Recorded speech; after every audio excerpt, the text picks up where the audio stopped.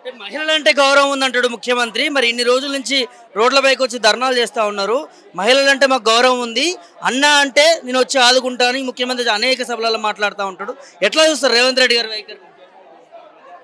Sir ఇది ఎట్లుందంటే కంచే చేను వేసినట్టుంది సార్. ఎందుకంటే మేమే వాళ్ళే మాకు ఆధారం అని మంచిగా పరిపాలన చక్కగా చేస్తారని మేము వాళ్ళని గెలిపించినాము.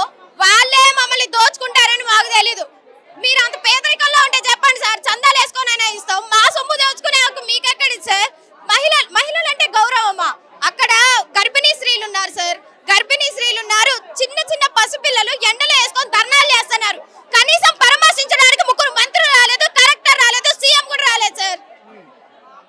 ప్రజాప్రభుత్వం అంటున్నారు కదా మరి. ప్రజాపాలన అని ముందు మీరు అనొద్దు, ఇది ప్రజాపాలన కాదు. ఫస్ట్ ఆఫ్ ఆల్ వాళ్ళు ప్రమాణ స్వీకారం చేపట్టేటప్పుడు అంటారు కదా, మేము కాన్స్టిట్యూషన్ ని రెస్పెక్ట్ చేస్తాం, రాజ్యాంగ విధుల ప్రకారం నడుస్తామని.